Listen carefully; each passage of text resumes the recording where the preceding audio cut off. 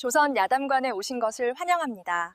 구독과 좋아요 부탁드립니다. 그럼 오늘의 이야기를 시작하겠습니다. 때는 조선 중엽, 단풍이 불타오르는 늦가을이었습니다. 어사화를 머리에 꽂은 사내가 백마를 타고 골 어기로 들어서고 있었습니다. 청사초롱이 앞을 밝히고 풍물패의 북소리가 하늘을 진동시키는데 백성들이 구름대처럼 몰려나와 환호성을 질러댔습니다. 아이고, 장원 급제자가 납시였다. 우리 고을의 경사로다. 그런데 이상한 일이었습니다. 장원 급제자라면 일에 관하로 향하거나 고향집 사당에 먼저 고하는 것이 법도거늘 저 사내는 말고비를 엉뚱한 곳으로 틀고 있었습니다. 고을에서 제일 크다는 기와집, 바로 노씨 마님의 저택 쪽으로 말입니다. 저 나으리 도대체 어디로 가시는 게요? 사내가 씩 웃으며 대답했습니다. 급한 빚을 갚으러 가는 길이요. 빚이라니요. 장원 급제하신 분이 무슨 빚이란 말입니까? 사내는 대꾸 대신 말의 배를 가볍게 걷어찼습니다. 천금보다 무겁고 태산보다 높은 빚이 저 산 아래 기와집에 있소이다. 그 빚이 무엇인지 이 이야기는 꼭 1년 전 나루터에서 시작되었습니다. 한 해 전 늦가을 황혼이 강물을 붉게 물들이던 어느 날이었습니다. 나루터 바위 위에 남루한 보짐 하나를 옆에 두고 쪼그려 앉은 사내가 있었으니 바로 이준하였습니다.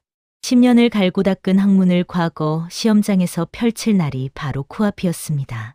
오늘 이 나루터에서 한양행 마지막 배를 타야만 했지요.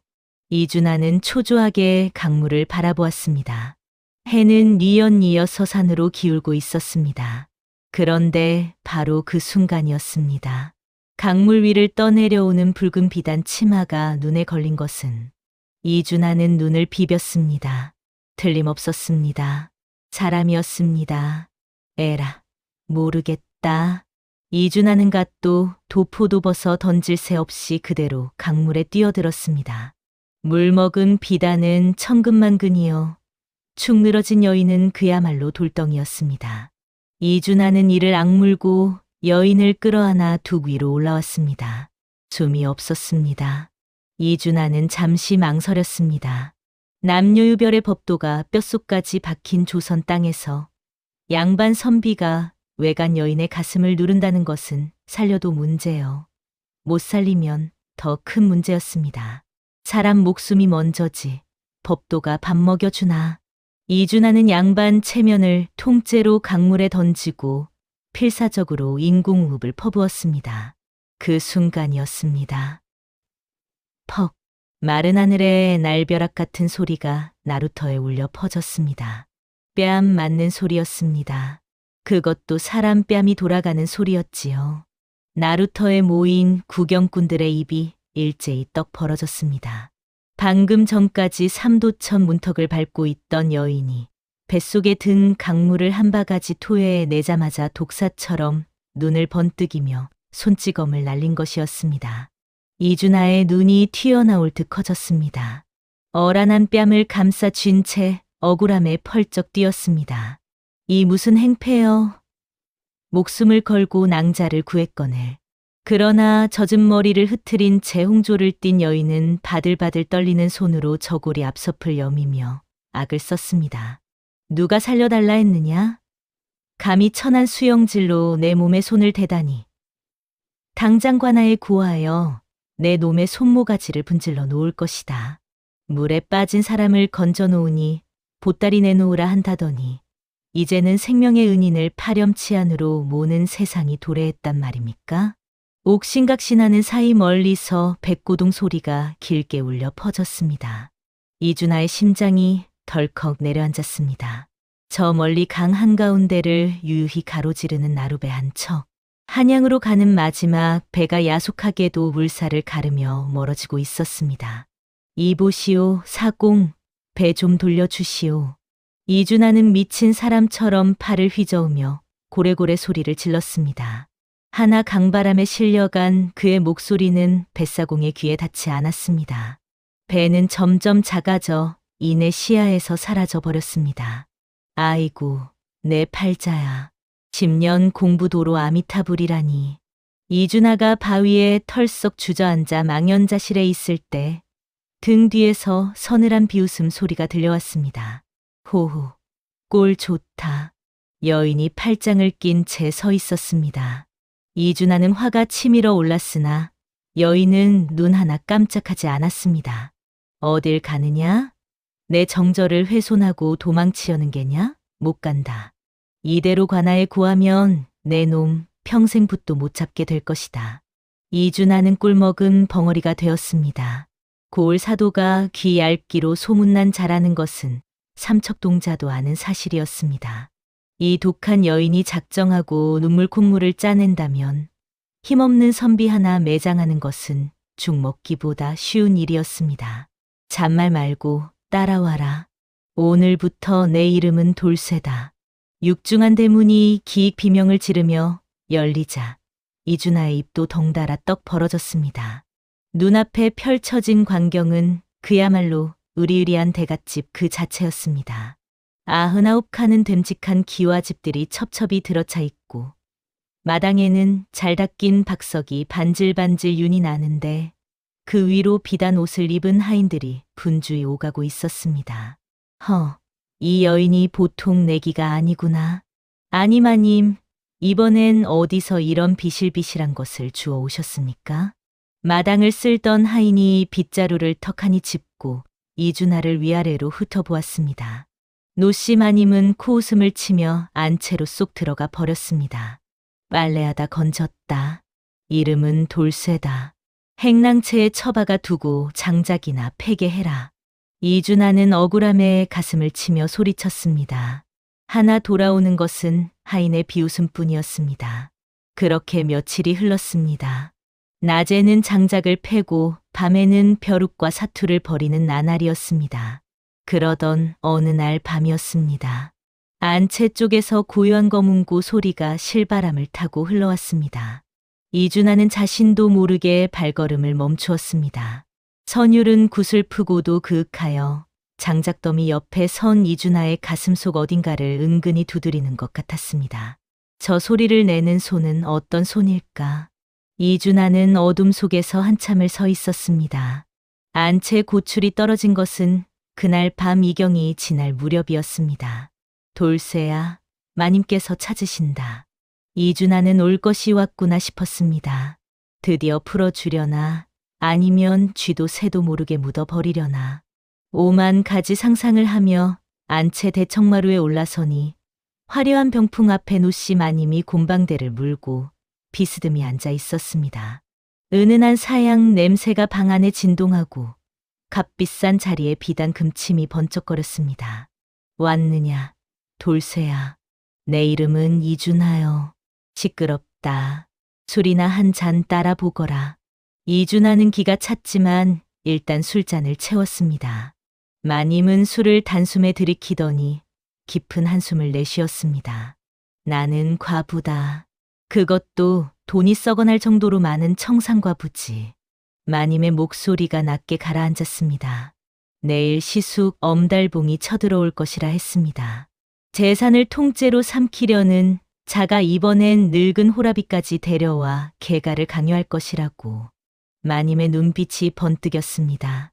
그러니 내 놈이 내 임시 서방 노릇을 하란 말이다. 저 늑대 같은 시댁 식구들을 막아다오. 들어주면 과거 노잣돈을 두둑이 챙겨주마.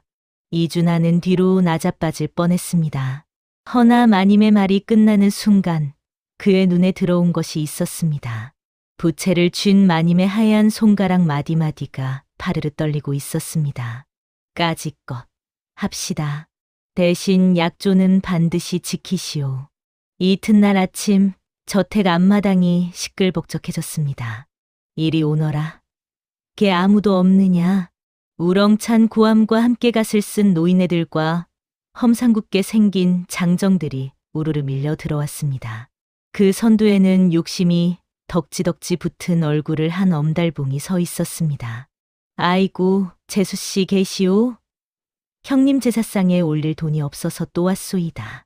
시동생이 깐죽거리며 마당을 휘젓고 다녔습니다. 바로 그때였습니다. 사랑채 방문이 활짝 열리며 비단도포를 차려입은 이준하가 부채를 좌르르 펼치며 등장했습니다. 비록 속은 떨리고 다리는 후들거렸으나 겉모습만은 영락없는 한양 귀공자였습니다. 어허, 아침부터 남의 집 마당에서 웬 소란들이오. 채통 없이 마당에 있던 사람들이 일제히 얼어붙었습니다. 나로 말할 것 같으면 이댁 안주인과 백년 가약을 맺기로 한 한양 사는 이 진사 댁장손 이준하라 하오. 엄달봉의 입에서 거품 무는 소리가 터져 나왔습니다. 장정들이 몽둥이를 들고 달려들었지만 이준하는 조금도 물러서지 않았습니다. 멈추시오. 양반의 몸에 손을 대는 것은 곧 나라의 법도를 치는 것이오. 공자께서도 말씀하시길 엄달봉은 이를 갈았습니다. 두고 보자. 내 놈이 진짜 선비인지 반드시 밝혀내고 말 테다. 엄달봉 일당이 대문을 나서자마자 이준하는 다리에 힘이 풀려 마루 끝에 털썩 주저앉았습니다. 아이고, 오늘 수명이 10년은 줄었소. 노씨 마님이 다가와 이준하의 어깨를 툭 쳤습니다. 제법이구나. 생각보다 쓸만한 방패를 구했어. 방패라니요. 말씀이 심하십니다.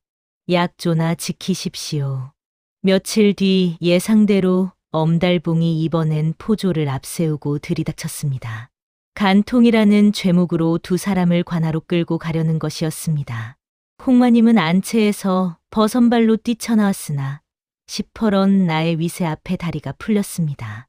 그때였습니다. 어허, 옷 늘어나니 손 놓으시오. 구석에 몰려있던 이준하가 포졸의 팔을 탁 쳐내며 우렁차게 소리를 질렀습니다. 방금 전까지 밥동량이나 하던 비굴한 눈빛은 온데간데 없고 서리빨 같은 기세가 온몸에 서려 있었습니다. 이준하는 뒷짐을 지고 엄달봉을 향해 뚜벅뚜벅 걸어갔습니다. 박찬봉이라 하셨소. 아니, 엄달봉이라 하셨소. 대명률 형률 범간 조항을 아시오? 관아 마당에는 구경꾼들이 발 디딜 틈 없이 들어찼습니다.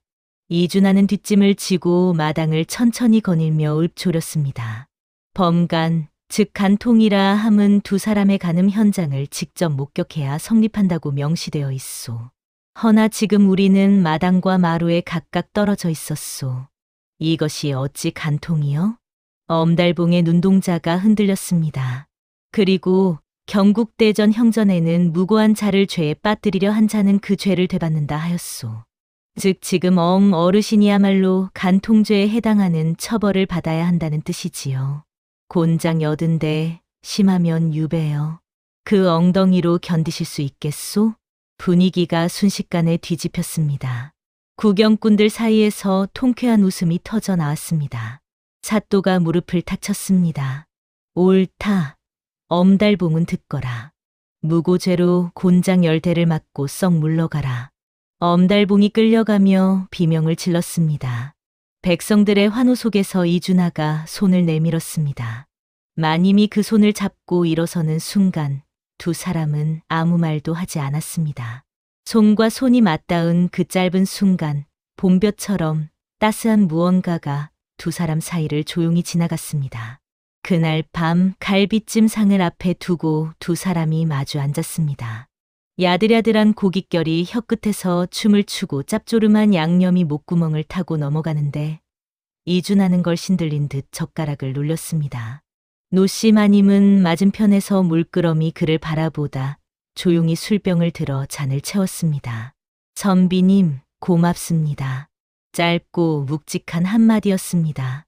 갈비를 뜯던 이준하의 손이 허공에서 멈추었습니다. 마님은 쓴웃음을 지으며 빈 잔을 만지작거렸습니다. 남편 죽고 자식 없이 홀로 남은 과부가 이 많은 재산을 지키려면 독해지지 않으면 안 되었다고. 소리 지르고 악을 쓰지 않으면 산채로 뜯어 먹힐 것 같아 스스로 고슴도치가 되었다고. 그 목소리가 가늘게 떨렸습니다. 이준하는 들고 있던 갈비 뼈다귀를 조용히 내려놓았습니다. 그리고 술병을 들어 마님의 빈 잔을 채워주며 말했습니다. 고슴도치도 배는 부드러운 법입니다. 가시를 세우는 건 겁이 나서 그런 것이지 본성이 악해서가 아니지 않습니까? 이제 가시 좀 내리십시오. 그러다 찔리면 나만 아프지 않습니까? 마님이 참았던 웃음을 터뜨렸습니다. 그 웃음 소리가 담장을 넘어 가을 밤하늘로 퍼져나갔습니다. 달빛 아래 마님의 얼굴은 더 이상 도끼 어린 과부의 것이 아니었습니다. 하나 두 사람은 아직 몰랐습니다. 곤장에 수모를 당한 엄달봉이 이를 갈며 고을 수령 윤첨지의 문을 두드리고 있다는 사실을. 며칠이 지난 어느 밤이었습니다. 돌쇠가 이준하의 행랑채 문을 두드린 것은 사경이 가까울 무렵이었습니다. 사방이 쥐 죽은 듯 고요한 시각 돌쇠는 살인문 밖을 연신 두리번거리며 이준하의 귀에 바짝 입을 갖다 댔습니다. 나으리, 드릴 말씀이 있습니다요. 마님께서 강에 빠지신 날 말입니다요. 사실은 엄달봉 어르신 수아들이 다리 위에서 마님을 떠밀었다 합니다요. 이준하의 눈빛이 굳어졌습니다. 나루터에서 떠내려오던 붉은 비단 치마가 눈앞에 다시 스쳐 지나갔습니다. 그것은 사고가 아니었습니다. 처음부터 살인이었습니다. 이준하는 주먹을 불끈 쥐었습니다. 그리고 이튿날 관아 근처를 지나던 길이었습니다. 담장 뒤 그늘진 곳에서 낯익은 목소리가 흘러나왔습니다. 엄달봉과 고을 수령 윤첨지였습니다. 이준하는 발걸음을 멈추고 숨을 죽였습니다. 다음번엔 법 따위로 막지 못하게 만들어 드리지요. 그러니 이번엔 제 편을 들어 주십시오. 윤첨지의 낮은 웃음소리가 담장을 넘어왔습니다. 이준하는 천천히 그 자리를 벗어났습니다. 발걸음은 무거웠으나 눈빛은 오히려 차갑게 가라앉았습니다. 적이 하나가 아니었습니다. 관아까지 등에 업은 엄달봉을 상대하려면 주먹이 아닌 다른 무기가 필요했습니다. 그날 저녁 하늘이 심상치 않더니 이경이 지날 무렵 장대비가 쏟아지기 시작했습니다. 이준하는 수령과 엄달봉의 결탁을 마님에게 알려야 했습니다. 빗속을 뚫고 안채 쪽으로 걸음을 옮기는데 처마 밑에 이미 누군가가 서 있었습니다. 노씨 마님이었습니다. 마님도 같은 처마 밑으로 뛰어든 것이었습니다. 좁은 처마 아래 두 사람의 어깨가 닿을 듯 말 듯한 거리였습니다. 빗소리가 세상을 가득 채웠습니다. 마님은 이준하 쪽을 보지 않은 채 빗줄기만 바라보았습니다. 이준하도 처음엔 말없이 빗속을 응시했습니다. 빗물이 처마 끝에서 발 앞으로 떨어지며 작은 물보라를 일으켰습니다. 이준하가 낮게 입을 열었습니다. 마님, 드릴 말씀이 있습니다. 엄달봉이 수령 윤첨지와 손을 잡았습니다. 마님의 어깨가 미세하게 굳었습니다. 이준하는 고개를 돌려 마님을 바라보았습니다. 빗물이 처마를 타고 흐르는 소리 속에서 두 사람의 시선이 마주쳤습니다. 이준하가 조용히 그러나 단단하게 말했습니다. 마님, 제가 맡겠습니다. 마님의 눈이 흔들렸습니다. 부채도 곰방대도 없는 맨얼굴의 마님이 처마 끝에서 쏟아지는 빗소리 속에 한참 동안 아무 말도 하지 못했습니다. 엄달봉의 다음 수는 예상보다 빠르게 날아왔습니다. 사흘 뒤 엄달봉이 수령 윤첨지를 앞세우고 저택문 앞에 나타났습니다. 이번엔 왈자패 대신 공문서를 손에 들고 있었습니다. 이 댁에 기거하는 사내의 신분을 확인하겠소. 족보를 내놓으시오. 이준하의 보짐은 마님의 창고 안에 있었습니다. 족보가 나오는 순간 가짜 서방이라는 사실이 들통나는 것은 시간 문제였습니다. 이준하는 눈 하나 깜짝하지 않으려 했으나 등줄기에 식은땀이 흘렀습니다. 그때 마님이 앞으로 나섰습니다. 내 서방의 족보는 내 손으로 직접 들고 오겠소. 먼 길 오셨으니 사랑채에서 잠시 기다리시지요. 처음으로 마님이 이준하를 위해 나서는 순간이었습니다. 이준하는 마님의 뒷모습을 보았습니다. 어깨는 굽고 발걸음은 흔들림이 없었습니다. 그러나 이준하는 알았습니다. 저 고든 등 뒤에 얼마나 무거운 것이 실려 있는지를. 마님은 창고 안에서 시간을 끄는 동안 이준하에게 돌쇠편으로 쪽지 하나를 보냈습니다. 딱 한 줄이었습니다. 오늘 밤 안으로 방도를 내십시오. 이준하는 그날 밤 잠을 자지 않았습니다. 등잔볼 하나를 앞에 두고 겨루의 먹을 갈았습니다. 손이 떨렸으나 정신은 오히려 맑았습니다. 수령 윤첨지의 직권 남용, 엄달봉의 무고와 가택 침입, 그리고 마님을 강에 떠밀었던 살인 미수의 정황까지 이준하는 알고 있는 것들을 낱낱이 붓끝에 담았습니다. 한양 암행어사에게 올리는 상소문이었습니다. 밤이 깊어갈수록 등잔불이 흔들렸습니다. 이준하는 눈을 비비며 다시 붓을 들었습니다. 그때였습니다. 방문 밖에서 아주 작은 소리가 났습니다. 발소리라기엔 너무 가볍고 바람이라기엔 너무 조심스러운 소리였습니다. 이준하가 문을 열자 문 앞마루 위에 사기 그릇 하나가 놓여 있었습니다. 따끈한 미음이었습니다. 마당 쪽은 이미 텅 비어 있었습니다. 소리 없이 물러선 발자국만이 댓돌 위에 살짝 젖어 있었습니다. 이준하는 미음 그릇을 두 손으로 감싸 쥐었습니다. 온기가 손바닥을 타고 올라왔습니다. 그는 어둠 속을 한참 바라보다 다시 붓을 들었습니다. 이번엔 손이 떨리지 않았습니다. 상소문이 한양에 닿는 데는 열흘이 걸렸습니다. 암행어사가 움직이기 시작했다는 소문이 퍼지자 수령 윤첨지의 얼굴빛이 흙빛으로 변했습니다. 엄달봉과의 결탁이 감찰에 걸려들자 윤첨지는 엄달봉을 모른 척하기 시작했습니다. 관아의 바람이 바뀐 것을 느낀 엄달봉의 눈에 핏발이 섰습니다. 법으로 안 되고 관아도 등을 돌렸으니 그렇다면 저 선비놈을 아예 없애버리면 그만이었습니다. 엄달봉은 산속 깊은 곳으로 사람을 보냈습니다. 고갯길을 지키는 산적대였습니다. 이준하가 며칠 뒤 한양으로 길을 떠날 것이라는 정보를 넘기며 단단히 일렀습니다. 다리 하나만 분질러 놓으면 된다. 과거 시험 날짜가 코앞이었습니다. 이준하는 마님이 내어준 노잣돈과 책 보따리를 등에 짊어지고 저택 대문을 나섰습니다. 마님은 대문 앞에서 짐짓 무뚝뚝하게 말했습니다. 넘어지지나 마십시오. 낙엽 밟고 미끄러지지 말고요. 이준하는 뒤를 돌아보지 않은 채 손을 흔들었습니다. 멀어지는 그의 뒷모습이 점이 되어 사라질 때까지 마님은 대문 앞을 떠나지 못했습니다. 고개 너머 산속에서는 이미 산적대가 몸을 숨기고 있었습니다. 고개마루에 올라섰을 때였습니다. 사방이 고요했습니다. 바람 한 점 없는 고갯길에 낙엽만 수북이 쌓여 있었지요.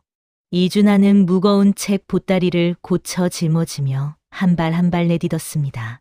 그때였습니다. 양쪽 수풀에서 우르르 사내들이 튀어나왔습니다. 몽둥이를 든 산적대였습니다.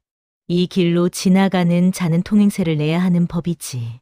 산적 두목이 이준하의 보따리를 턱짓하며 말했습니다.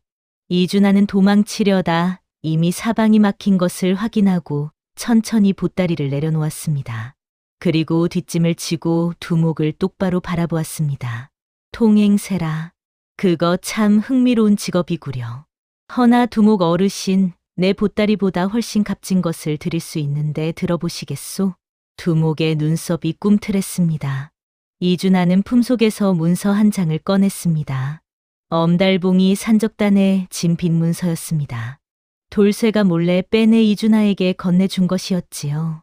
엄달봉이라는 자가 이 고갯길 산채에 빚이 있다 들었소. 내 그 빚을 대신 갚아주겠소. 대신 한 가지만 부탁드리리다. 한양까지 이 짐을 들어주시오. 산적대 사이에 정적이 흘렀습니다. 두목이 문서를 낚아채 들여다보더니 이내 껄껄 웃음을 터뜨렸습니다. 이런 배짱 두둑한 선비놈은 처음 보는구먼. 좋다, 거래하지. 그리하여 산적 다섯이 이준하의 짐꾼이 되어 한양까지 함께 길을 나서는 조선 팔도 어디에도 없을 기묘한 행렬이 고개를 넘었습니다. 이준하가 떠난 뒤 노씨 마님의 저택은 달라졌습니다. 달라진 것은 아무것도 없었습니다. 아침이면 돌쇠가 마당을 쓸고 저녁이면 참모가 밥을 짓고 밤이면 살인문을 닫았습니다. 그런데 사랑채만은 늘 그 자리에 비어 있었습니다. 장작더미도 그대로였고 행랑채 문도 그대로였습니다. 마님은 매일 밤 검은고 앞에 앉았습니다. 허나 선율은 좀처럼 이어지지 않았습니다. 몇 줄 뜯다 멈추고 멈추다 다시 뜯고 그렇게 밤이 깊어갔습니다. 돌쇠야, 오늘도 대문 빗장을 늦게 걸어라. 예, 마님. 허나 선비 나으리는 보따리 속 숟가락 하나까지 다 챙겨가셨는데요. 이놈이 시키면 시키는 대로 할 것이지. 돌쇠는 뒷머리를 긁적이며 물러났습니다. 마님은 모른 척 안채로 들어갔습니다. 허나 그 발걸음은 어쩐지 느렸습니다. 봄이 오고 여름이 갔습니다. 가을이 되어 고갯마루 억새가 하얗게 새었습니다. 사랑채 툇마루에 먼지가 쌓이는 만큼 마님의 기다림도 조용히 쌓여갔습니다.